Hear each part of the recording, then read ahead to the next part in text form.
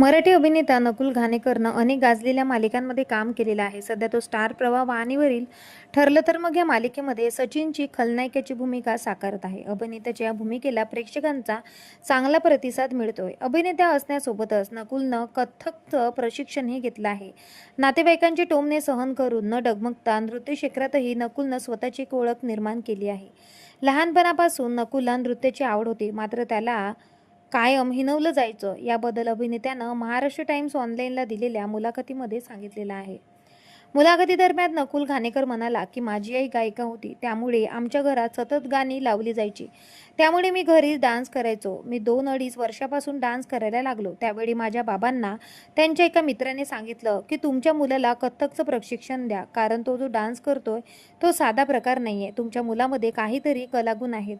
नकुल पुढे म्हणाला की माझे बाबा वैज्ञानिक होते, त्यामुळे ते पुढारलेल्या विचारांचे होते. त्यावेळी बाबांना कुटुंबियांचा खूप विरोध पत्करावा लागला. नातेवाईक वडिलांना खूप बोलायचे, पायात घुंगरू घातल्यावर लोक चिडवायचे, पण माझे बाबा कायम माझ्या पाठीशी उभे राहिले. मी डावरा आहे तेव्हा तर मारून मारून उजवं करायचे. मी देवाचा प्रसाद पण डाव्या हाताने घ्यायचो. त्यावरूनही मला हिणवलं गेलं, मात्र माझे बाबा कायम माझ्या बाजूने असायचे.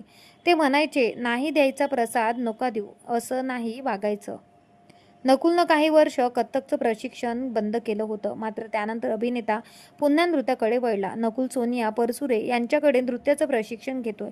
मुलाखतीदरम्यान सोनिया यांच्याबद्दल बोलताना नकुल म्हणाला, मी 20 वर्षापेक्षा जास्त वर्ष सोनिया परसुरे यांच्याकडे कथ्थकचं प्रशिक्षण घेतोय. आम्ही अजूनही सोनियाकडे शिकायला जातो. सोनिया हे आमच्यासाठी खूप मोठं नाव आहे. माझ्या नृत्याच्या प्रत्येक वाटचालीचं श्रेय सोनियाला मी देतो. मुलाखतीदरम्यान नकुल पहिल्या कमाईबद्दल विचारलं असता अभिनेता म्हणाला, मी 7वीत असताना आमच्याच इथे बंगला आहे. त्या बंगल्यात विठ्ठलाचं मंदिर आहे. तेव्हा भजनी मंडळाचा कार्यक्रम होता आणि त्या कार्यक्रमासाठी नृत्य करशील का असं मला विचारलं गेलं. तेव्हा मला त्यांनी 40 रुपये दिले. ते पैसे माझ्यासाठी खूप महत्त्वाचे होते.